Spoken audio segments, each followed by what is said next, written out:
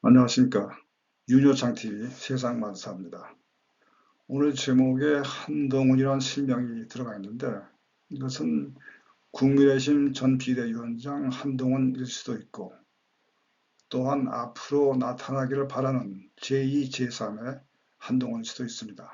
이런 새로운 인물들이 자꾸 나타나서 나라를 위해서 활동하기를 바라는 마음에서 영상을 준비했습니다. 조광조는 조선시대 중종 때 인물이죠. 한동훈 전 위원장과 비교할 때 공통점이 몇 가지 있습니다. 참신하고 개혁적인 성향이 있고 그리고 한창 일할 그럴 나이에 발탁이 돼서 활동했다는 점입니다. 한 가지 차이점은 조광조는 실패했어요. 그런데 한동훈 전 위원장 또는 앞으로 일할 제2, 제3의 한동훈은 조광조를 거울 삼아서 성공하기를 바라는 마음입니다. 한동훈 위원장이 비대위원장직을 맡고 나서 관훈 클럽 토론회에서 전국 운영 방안을 얘기했었죠. 그때 아주 강한 개혁 의지를 표명했습니다. 그 중에 하나가 이런 게 있습니다. 국회의원이 갖는 특권을 포기하겠다. 그리고 국회의원의 숫자를 현재 300명에서 250명으로 감축하겠다. 그런 얘기를 했습니다. 정치인이 자기가 갖는 특권을 스스로 포기한 사례가 과연 있었는가? 제가 한번 찾아봤어요. 역사에서 그 사례가 없어요. 제가 단 한 건 찾은 게 있는데 초기 로마 시대 때 외침을 받아가지고 나라가 어려웠던 시절이 있었습니다. 그래 원로원에서 사람을 찾다가 고향에 내려가서 은퇴하고서 농사를 짓고 있었던 신시나투스라는 사람을 찾았습니다. 이 사람이 로마를 구할 사람이다. 그런 결론을 내린 거죠. 그래서 말하기를 당신에게 모든 전권을 부여할 테니까 독재를 하든 뭐 하든 외침을 물리쳐 달라. 그런 얘기를 했습니다. 이 사람이 등장해가지고 단 16일 만에 적군을 물리쳐서 나라를 구했습니다. 아주 큰 공을 세운 거죠. 지금 미국의 오하이오주의 신시나티라는 도시가 있는데 그 도시가 이 신시나투스의 이름을 따서 신시나티라는 이름을 붙인 겁니다. 근데 이 사람은 6개월만 그 자리에 있다가 다 팽개치고 고향에 돌아가서 농사를 지었습니다. 요게 유일한 사례예요. 자기 스스로 권력을 포기한, 특권을 포기한 그런 사례가 되겠습니다. 그래서 국회의원 숫자를 300명에서 과연 한 명이라도 줄이는 것이 가능할까 그런 생각이 드는데 요 한 전 위원장은 이걸 하겠다 그런 개혁 의지를 강력히 표명했기 때문에 그런 것들이 한동훈 전 위원장이 주위에서 높이 평가받는 그러한 하나의 원인이라고 생각됩니다. 폭군이었던 연산군이 쫓겨나고 중종이 왕이 됩니다. 이게 중종 반작이죠. 중종은 등극하자마자 유학자들, 귀양받던 사람들을 다시 불러가지고 등용을 합니다. 그 중에 한 사람이 조광조였죠. 30대 초반의 젊은 나이에 발탁이 돼가지고 여러 가지 개혁 정책을 추진하는 총지휘자가 됩니다. 맨 먼저 한 일이 이 조광조가 보기에 중종 반정의 이 공신들이 이게 전부 가짜가 많아 이런 생각을 합니다. 지금도 가짜 유공자 얘기 많이 나오고 있죠.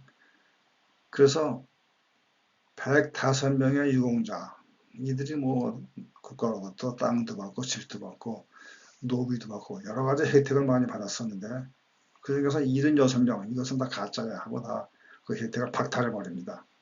여기서 이제 큰 원한을 사게 되죠. 그리고 조정의 중심들을 소인배라고 몰아붙이면서 여러 가지 개혁 정책을 추진합니다.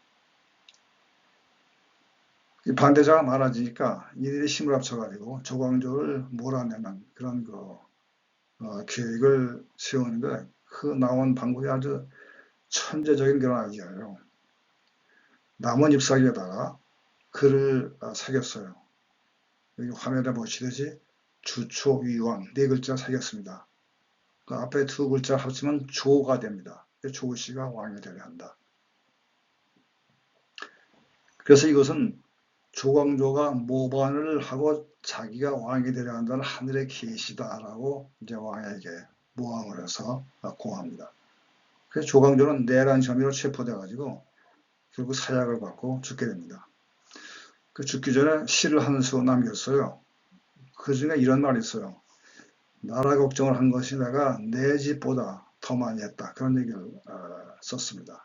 그건 사실 거예요. 근데 그 방법이 너무 급진적이고 이상에만 치우치고 현실을 감안하지 않은 그런 방법을 썼기 때문에 결국 이렇게 실패로 돌아간 것입니다. 그러니까 이것은 뭐 한동훈 위원장이나 아니면 제2, 제3의 한동훈 위원장 같은 사람이 나타나서 일을 할 때 참조하면 좋을 그런 사례입니다. 여기 화면에 보시는 마을러치오 이태리 말입니다. 아기의 찬돈 그런 뜻입니다. 그러니까 저건 이태리나 그 일대의 문화권에서 일종의 미신같이 믿어지는 그런 내용입니다. 어떤 사람이 나를 아기의 찬 눈으로 바라볼 때, 그 질투 어린 눈으로 쳐다볼 때 반드시 좋지 않은 일이 결과적으로 생긴다. 그런 얘기입니다.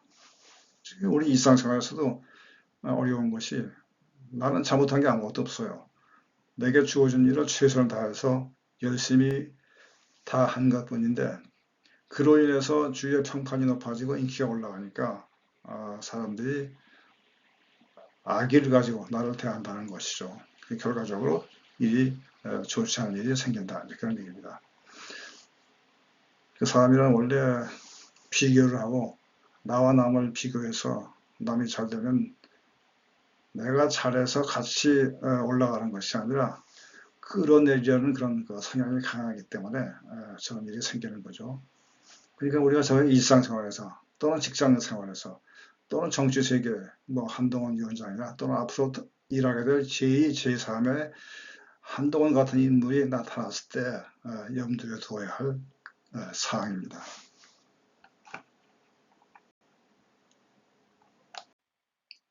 관훈 클럽 토론에서 한동훈 전 위원장이 여러 가지 얘기를 했어요. 그것을 종합을 한다면 결국 우리 사회의 양극화 문제를 해결하겠다는 뜻으로 해석이 됩니다. 과연 어떻게 그것을 이룩할 것인가? 지금 비대위원장에서 물러나서 조용한 시간을 갖고 공부를 하면서 내적 성찰을 하겠다 이제 그런 얘기를 했는데 이 문제에 대한 분명한 방안이 마련돼야 합니다. 두 가지 방법이 있어요. 한 가지는 전 국민을 다 같이 가난하게 만듦으로써 양극화 문제를 해결하는 방안.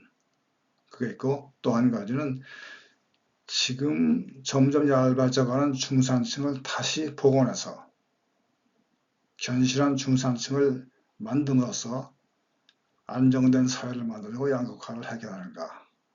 만약에 이 방법이라면 그러면 산업정책은 어떤 양상을 띠게 될 것이고 거기에 따른 교육계획은 어떻게 할 것인가.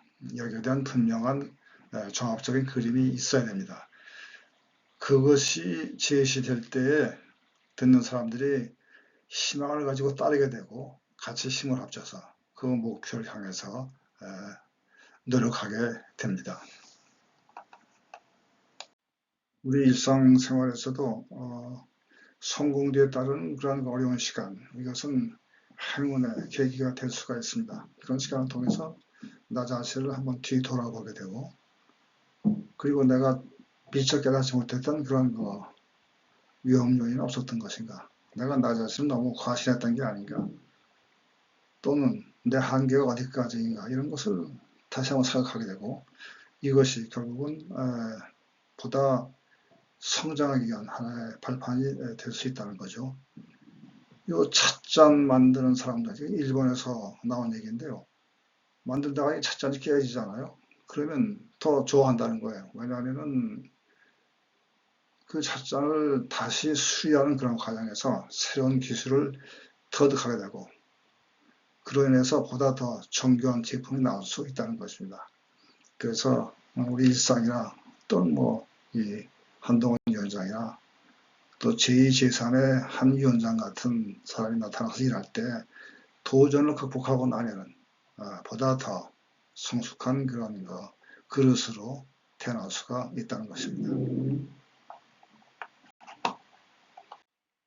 이 현동이라는 말, 이게 노자에 나오는 말로 기억합니다. 하나가 되는 거죠. 단순히 하나가 되는 것이 아니라 깊은 뜻이 담긴 하나가 되는 것. 그러니까 우리가 세상을 살 때 맞닥뜨리게 되는 여러 가지 부정적인 요인들이 있죠.